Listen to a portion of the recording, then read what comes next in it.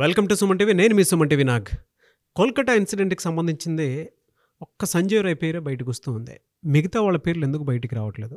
అసలు ఇతన్నే ఎందుకు పర్టికులర్గా ప్రతి ఒక్కరూ చూపిస్తున్నారు? అండ్ ఒక్కొక్క సివిక్ వాలంటీర్కి ఈ మెడికల్ కాలేజ్కి ఉన్నటువంటి సంబంధం ఏంటి, ఏ విధంగా ఉంది, అండ్ దీని వెనక ఎవరెవరు ఉన్నారు, అండ్ అతనికి సంబంధించినటువంటి బిహేవియర్ అసలు ఏంటి, ఏం జరిగింది, అతన్ని మాత్రం ఎందుకు పట్టుకున్నారు, అతన్ని మాత్రం ఎందుకు సస్పెక్ట్ చేసి మరి విచారణ తీసుకుంటున్నారు అనేది ఈరోజు మనతో పాటు అడ్వకేట్ రవీంద్రనాథ్ గారు ఉన్నారు. సో అది వారి మాటలో తెలుసుకుందాం. Hello sir. హాయ్ అండి నాగరాజ్ గారు. సార్, ఎంటైర్ కలకత్తా ఇన్సిడెంట్లో మనం చూస్తే అండి ఒక్క సంజయ్ రాయ్ని మాత్రమే ప్రతి ఒక్కరూ చూపిస్తున్నారు. అంటే ఎందుకు అతనే ప్రధాన నిందితుడి కింద చూపిస్తున్నారు? అంటే డైరెక్ట్గా సంజయ్ రాయ్ అనే వ్యక్తి ఇక్కడ ఈ ఆర్జేకర్ హాస్పిటల్లో అవుట్ పోస్ట్లో పనిచేస్తున్నట్టు ఒక సివిక్ వర్కర్. పోలీసులకు దొరికినటువంటి ఎవిడెన్స్ ప్రకారం సీసీ ఫుటేజ్లో మార్నింగ్ అరౌండ్ అంటే ఈ మర్డర్ కూడా ఆగస్ట్ 8వ తారీఖు జరిగిన మర్డర్ ఏదైతే ఉందో మార్నింగ్ 3 to 5 o'clock మధ్యలో జరిగిందని ఫోరెన్సిక్ వాళ్ళ రిపోర్ట్ వచ్చింది. అదే పోస్ట్ మార్టం రిపోర్ట్ కూడా వచ్చింది. సీసీ ఫుటేజ్ చేసినప్పుడు మార్నింగ్ 3 to 4 ఇన్ బిట్వీన్ మధ్య సమయంలో ఈయన సీసీ ఫుటేజ్లో పైకి వెళ్తూ కనిపించాడు. అయితే ఈ సంజయ్ రాయ్ అనే వ్యక్తి మీద ఇమీడియట్గా పోలీసులు ఆయన్ని కస్టడీలో తీసుకోవడం, ఇంట్రాగేషన్ చేయడం అంతా జరిగింది. ఈ సంజయ్ రాయ్ యొక్క నేర ప్రవృత్తి గల ఒక వ్యక్తి అని 2019లో ఇతను సివిక్ వర్కర్గా పోలీస్ డిపార్ట్మెంట్లో జాయిన్ అయ్యాడు. సో సివిక్ వర్కర్స్ అంది మనం లాస్ట్ టైం కూడా చెప్పాము. మనం ఆంధ్రప్రదేశ్లో వాలంటీర్ వ్యవస్థ ఎలా ఉంటుందో ప్రభుత్వ ఉద్యోగాలకు ముఖ్యంగా పోలీస్ డిపార్ట్మెంట్కి సపోర్టెడ్గా పనిచేసే ఒక వ్యవస్థ. వీళ్ళకి మంత్లీ ఒక 12,000 రూపాయల శాలరీ ఇస్తూ ఒక గౌరవ భృతిస్తూ స్టేట్ గవర్నమెంట్ వీళ్ళు మెయింటైన్ చేస్తుంది. రాష్ట్ర వ్యాప్తంగా మోర్ దెన్ 140,000 మంది ఉన్నారు ఈ సివిక్ వర్కర్స్ వెస్ట్ బెంగాల్ రాష్ట్ర వ్యాప్తంగా. అయితే ఈ సంజయ్ రాయ్ విషయానికి వస్తే ఇతను ఒక 33 years ఓల్డ్ వ్యక్తి. ఇతను అప్పటికే నేర చరిత్ర కలిగిన వ్యక్తిగా ఎలా కనిపిస్తాడంటే ఇతనికి 4 మ్యారేజ్లు అయ్యాయనేసి, 3 వైఫ్లు ఆల్రెడీ ఇతను రిజెక్ట్ చేశారు. ఎందుకంటే ఇతనికి ఉన్నటువంటి లైంగిక వాంఛల్ని తట్టుకోలేక వాళ్ళందరూ ఇతను రిజెక్ట్ చేశారు. చివరి వ్యక్తి ఏం చేసింది, ఆమె సూసైడ్ చేసుకొని చనిపోయింది. 4వ వ్యక్తి. అవునా? 4 వ్యక్తులు ఈయనకి వైఫ్లుగా వెళ్ళారు. ఇతను ఇప్పుడు వాళ్ళ మదర్తో ఉంటున్నాడు. సుమారుగా ఆర్జేకర్ మెడికల్ హాస్పిటల్ నుంచి ముందుకెళ్తే గాంధీనగర్ ప్రాంతంలో ఇతను ఉండే ఆవాసంగా చెప్తారు ఉండేది. ఇతని యొక్క బైక్ మీద కూడా వెస్ట్ బెంగాల్ పోలీస్ డిపార్ట్మెంట్ వాళ్ళు యూజ్ చేసే ఒక లోగో కూడా ఉంటుంది. అంటే సివిక్ వర్కర్ మాత్రం లోగో వాడకూడదు. చాలామంది అనఫీషియల్గా పోలీసు లోగోస్ని వాడతారు. ఇది ఒక హెచ్చరికగా ముందు చెప్తున్నానండి. ఎవరైతే ఉంటారో ఈ డిపార్ట్మెంట్లో ఉండే వాళ్ళు మీకు నిర్దేశించిన డ్యూటీలు మాత్రమే మీరు చేయాలి తప్ప వేరే వర్క్స్ చేయొద్దు. ఇక విషయానికి వస్తే మనం ఈ సంజయ్ రాయ్ ఏం చేస్తున్నాడు, ఈయన ఎక్కువగా ఆయన యొక్క మొబైల్ ఇమీడియట్గా ఆయన కస్టడీలో తీసుకుని ఇంట్రాగేట్ చేసినప్పుడు మీకు తెలిసిన విషయం, ఆయనకి ఇమీడియట్గా బ్లూటూత్ అవైలబిలిటీ అవ్వడం, ఆ బ్లూటూత్ అవైలబిలిటీ త్రూగా ఆయన ఇంట్రాగేట్ చేసినప్పుడు అతను మొబైల్ చూస్తే సర్ప్రైజ్ థింగ్ అండి, కొన్ని వేల పోర్నోగ్రఫీ వీడియోలు ఉన్నాయి ఆయన మొబైల్లో. ఇంట్రాగేట్ చేసినప్పుడు ఆయన ఇమీడియట్గా మెడికల్ ఎగ్జామినేషన్ పంపించారు. మెడికల్ ఎగ్జామినేషన్ పంపించినప్పుడు సరిగ్గా ఈ సంఘటన ఏదైతే 3 to 5 o'clock మధ్యలో జరిగిందో ఈవినింగ్ అరౌండ్ ఇతను యాక్చువల్గా ఆగస్ట్ 5th ఆయన కరక్పూర్ వెళ్ళడం, 5th అక్కడ కరక్పూర్లో తన వర్క్ చూసుకొని ఆగస్ట్ 8th డ్యూటీలో జాయిన్ అయ్యాడు. ఆగస్ట్ 8th డ్యూటీలో జాయిన్ అయిన తర్వాత 8వ తారీఖు నుంచి సాయంత్రం 5:30-6 గంటల ప్రాంతంలో ఆ సోనాగచ్చి సమ్వేర్ ఆ ప్రాంతాల్లో ఎక్కడ ఈయన మరలా సెక్సువల్ ఒక ఇంటర్ కోర్సులో పార్టిసిపేట్ చేశాడని, ఎగైన్ మరలా 7:30-8 o'clock మరలా చక్కగా లెక్కలు సేవించి డ్యూటీలో జాయిన్ అయ్యాడు. రాత్రి 9:30-10 ప్రాంతంలో అదే హాస్పిటల్లో పనిచేస్తుంటే వేరే వర్కులు కొంత హెల్పింగ్ చేస్తూ మిడ్నైట్ 11-11:30 టైంలో చక్కగా చిన్న మందు తాగి హ్యాపీగా డ్యూటీలో జాయిన్ అయిపోయాడు సంజయ్ రాయ్ ఈ వ్యక్తి. అంటే చూడండి, డిపార్ట్మెంట్లో పనిచేసిన వ్యక్తులు ఎంత అనైతిక ప్రవర్తనతో కలిగి ఉన్నారండి. మార్నింగ్ 3 to 4 o'clock ఈ విషయం జరిగింది. అక్కడ రక్త నమూనాలు కానీ గోళ్ళల్లో ఉన్నటువంటి చర్మము అవన్నీ కూడా ఆనవాళ్ళు, DNA టెస్టులు, ఫోరెన్సిక్ టెస్టులు, వేలి ముద్దలు అన్నింటిలో కూడా ఈ ఆనవాళ్ళు దొరికాడు. ఇక్కడ నేను ఈ సంజయ్ రాయ్ విషయం చెప్పాలండి అంటే ఇతను ఒక బలిపశు అయ్యాడండి.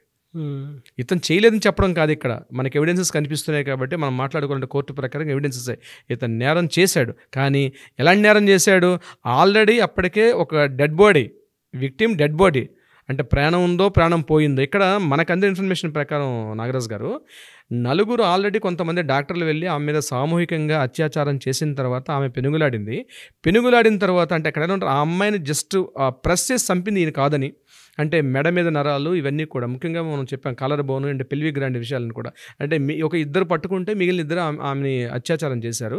ఆ 4 వెళ్ళిపోయారు. ఆ CCTV ఫుటేజ్లో మనకు కనిపిస్తున్న దృశ్యాన్ని మనం లైవ్లో మాట్లాడుకుంటే తర్వాత అరౌండ్ మార్నింగ్ 3:30-4 o'clock టైంలో ఇతను పైకి వెళ్ళాడు. పైకి వెళ్ళేటప్పుడు అప్పటికే ఆ అమ్మాయి కొంత స్పృహలో ఉంది.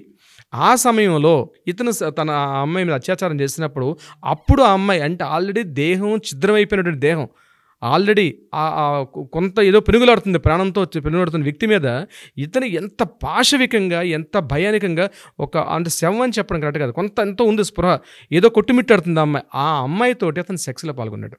బా అంటే అసలు ఏమైపోతున్నాయండి అసలు మానవత్వ హృదయాలు, కనీసం హెల్ప్ చేయాలనో మరొకటి లేకుండా దీని వెనకాల హిస్టరీ అనేది సిబిఐ వాళ్ళ ఇంటరాక్షన్ తర్వాత వెళ్తే కానీ జరిగిన సంఘటన మనం స్టడీ చేస్తుంటే కనిపిస్తుంది అదే.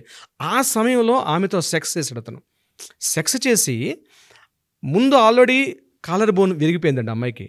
పెల్విక్ గ్రాండ్ అంటారు, అంటే నడుముకి మనకి నడుము అంటాం, నడుము పైన ఉన్నటువంటి ఆ ఇంటర్నల్ ఏదైతే వెజిన్ అని కలిపే పార్ట్ని పెల్విక్ గ్రాండ్ అంటారు. ముందు ఈ సందీప్ ఘోష్ చెప్పిన ప్రిన్సిపాల్ చెప్పిందంటే ఆమెకి ఏం ఆ గాయాలు జరగలేదని చెప్పాడు. కానీ పోలీస్ రిపోర్ట్లో ఆ పెల్విక్ గ్రాండ్ కాలర్ బోన్ రెండు కూడా బ్రేక్ అయిపోయాయి. అటువంటి అచేతన స్థితిలో ఉన్నటువంటి ఒక స్త్రీ మీద అసలు ఎంత క్రూరమృగం ఉండాలండి అటువంటి వ్యక్తి మీద వెళ్ళి సెక్స్ కామవాంఛలు తీర్చుకోవడం. అసలు మనం మాట్లాడుకోవడం కూడా అసలు అత్యంత దయనీయమైనటువంటి పరిస్థితి అండి. అంటే ఎటువంటి నేచర్ ఈ సంజయ్ రాయ్ అనే వ్యక్తిది. కానీ ఈరోజు వాళ్ళ అమ్మాయి ఏం చెప్తుందండి, లేదు చాలా శుద్ధపూస, నా కొడుకు అటువంటి క్యారెక్టర్సే లేవు, ప్రపంచం అంతా దేశం అంతా కలిసి మా అబ్బాయి మీద, ఇది సహజం అనుకోండి. సంజయ్ రాయ్ వాళ్ళ అమ్మ చెప్తున్నటువంటి స్టేట్మెంట్ మాలతీ రాయ్ వాళ్ళ మదర్ పేరు, ఆవిడ చెప్తున్నటువంటి స్టేట్మెంట్. కానీ మొత్తం హిస్టరీని చూస్తుంటే అతను ఒక బాక్సర్, అతనట ట్రైనీ బాక్సర్ అటండి. ఈ పోలీస్ డిపార్ట్మెంట్లో ఎవరికైనా ముఖ్యంగా ఈ ట్రాఫిక్ డిపార్ట్మెంట్లో ఏమైనా ప్రాబ్లమ్స్ అయ్యేటప్పుడు ఫిజికల్ హ్యాండ్లింగ్ చేసుకోవడం కోసం చెప్పి బాక్సర్ని పెట్టుకుంటారట. ఆల్రెడీ బాక్సర్ ట్రైనింగ్ అయిన పర్సన్స్ని ఈ వాలంటీర్కి పెట్టుకుంటారట. ఈయనకి ఇన్ని క్వాలిటీస్ ఉన్నాయని చెప్పి డిపార్ట్మెంట్లో ఆయన సర్వే అవుతున్నాడు ఆయన. అంటే ఒక లెక్కర్ చేస్తూ ఒక గవర్నమెంట్ ఉద్యోగి ప్రభుత్వంలో మత్తు మంది తీసుకొని ఆయన డ్యూటీ చేయడమే తప్పు. ఇంకా ప్రతిదీ తప్ప ఆయన చేసినవన్నీ కూడా. ఏదైనా కూడా నిజంగా సంజయ్ రాయ్ అన్న వ్యక్తి మనకు అందిన ఇన్ఫర్మేషన్ ప్రకారం తప్పు చేసిన వ్యక్తిగా కనిపిస్తున్నాడు. నిజంగా తప్పు చేస్తుంటే సభ్య సమాజం ఆయన్ని ఎట్టి పరిస్థితుల్లో క్షమించదండి. న్యాయాలు చట్టాలు ఆ వ్యక్తికి బాధితురాలకి న్యాయం జరగాలి. ఎలా సార్ మరి, అంటే ఆ ప్రిన్సిపల్ సందీప్ ఘోష్ అనేటువంటి వ్యక్తి ఎలా సపోర్ట్ ఇచ్చుకుంటూ వచ్చారు ఇతనికి? సంజయ్ ఘోష్ మనకు అందిన ఇన్ఫర్మేషన్ ప్రకారం అండి, రీసెంట్గా మనకు తెలిసిన ఇన్ఫర్మేషన్ ఏంటంటే ఈ విక్టిమ్ ఎవరైతే బాధితురాలు ఉన్నారో ముందు రోజు సాయంత్రం 4:30-5 గంటల ప్రాంతంలో సంజయ్ రాయ్ యొక్క క్యాబిన్కి వెళ్ళి ఛాంబర్లో ఈ అమ్మాయి మాట్లాడింది, ఏదో పిలిపించి మాట్లాడాడు, ఏదో సంఘటన జరిగింది అక్కడ. సందీప్ ఘోష్ ప్రిన్సిపల్ సందీప్ ఘోష్ ఈ అమ్మాయిని అరౌండ్ ఈవినింగ్ 3:30 to 5 o'clock మధ్యలో, ఈవినింగ్ అండి, ఈ అమ్మాయి డ్యూటీలో ఉంటుండగానే పిలిపించి ఆ అమ్మాయిని అక్కడ ఏదో డిస్కషన్ జరిగింది. ఇదే డిస్కషన్ మనం ఆడియో క్లిప్లో చేసాం, తన ఫ్రెండ్తో మాట్లాడుతుంటే ఆడియో క్లిప్. ఆ సమయంలో ఈ 4 ఫ్రెండ్స్ కూడా ఉన్నారు, ఒప్పించారు 4 ఫ్రెండ్స్ కూడా. అంటే క్లాస్మేట్స్ అండి వీళ్ళందరూ కూడా, క్లాస్మేట్స్, పీజీ క్లాస్మేట్స్. మహా అయితే ఇంకొక 3 years ఉంటుంది పీజీ అన్నది. ఈ అమ్మాయి సెకండ్ ఇయర్, అంటే జస్ట్ ఇంకొక 1 year అయిపోతే అమ్మాయి ఎడ్యుకేషన్ అయిపోయి ఇక ఫుల్ టైం ప్రాక్టీస్ చేసుకోవాల్సిన ఎలిజిబిలిటీ వస్తుంది అమ్మాయికి. కానీ జస్ట్ 1 year అంటే మెడికల్ కోర్స్ ఉంది, 5.5 సంవత్సరాలు మెడికల్ కోర్స్ చదివింది.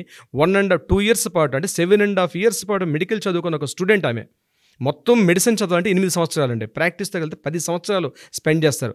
అట్లాంటిది అవుట్ ఆఫ్ 10 yearsలో మోర్ దెన్ 7.5 years ఆమె కంప్లీట్ చేసుకున్న స్టడీస్లో. ఇంకొక 1 year ఉంటే తన మెడిసిన్ కంప్లీట్ అయిపోతుంది. అటువంటి ఇంకొక 1 year మెడికల్ ప్రాక్టీస్కి వచ్చేస్తుంది. కానీ ఊహించుకోవడానికి కూడా అతి దారుణమైన సంఘటన, 1 yearలో ఆమె ప్రాణాలను ఇంత దారుణంగా తీశారన్నది. ఇందులో ఎంతోమంది అండి, ప్రభుత్వ ఉద్యోగులు అయితేనేమి, ప్రిన్సిపల్ అయితేనేమి, చాలామంది కారణం ఉన్నాయి. కానీ ఏదేమైనప్పుడు కూడా మొత్తం వ్యవస్థను భ్రష్టు పట్టించారండి. ఒక న్యాయం జరగాల్సినటువంటి, ఒక వైద్య వృత్తిలోకి ప్రవేశించాల్సిన ఒక వైద్య విద్యార్థినికి మొత్తం తీరని ద్రోహం చేశారు. ఆ తల్లిదండ్రులకు మొత్తం ఇది ఒక తీరని లోటు. ఇది ఒక్కటే కాదు, యావత్ దేశం కూడా తలదించుకోవాల్సిన పరిస్థితి. గొప్పగా చెప్పుకుంటున్నాం, సాఫ్ట్వేర్లు వచ్చేసాయి, మన అద్భుతమైన లక్షలు సంపాదిస్తున్నాం, అంత అభివృద్ధి సాధించింది. ఎందుకండి ఒక స్త్రీకి రక్షణ కల్పించినటువంటి దేశంలో ఉన్నాం మనం. సో యావత్ జాగృతి జరగాలి. మెడికల్ స్టూడెంట్స్ ఇప్పటికైనా మేల్కొని మీరు రోడ్ల మీదకి వచ్చి సంఘీభావం ప్రకటించాల్సిన అవసరం ఉంది. మా ఇంట్లో జరగలేదులే, మాకు జరగలేదులే అన్న విషయం కాదు. ఇది నాగరాజు గారు, ప్రతి ఇంట్లో ఇలాంటి ఇన్సిడెంట్ జరగకుండా ఉండాలని. అంటే ఒక కాలేజ్లోనే ఇలాంటిది ఒకటి జరిగింది అని అంటే రేపు స్కూల్స్లో స్టార్ట్ అవుతుంది, మన ఇంట్లోనే తెలియకుండా చాలా జరుగుతూ ఉంటాయి. అంటే అవును సార్, ఏది చిన్నగా చూడాల్సినటువంటి అవసరం లేదన్న, పెద్దగానే చూడాలి. అండ్ లీగల్ అవేర్నెస్ కూడా పెరగాలి. పెరగాలి. ప్రతి ఒక్కరూ మన ఇంట్లో సమస్యగా భావించాలి ఇది.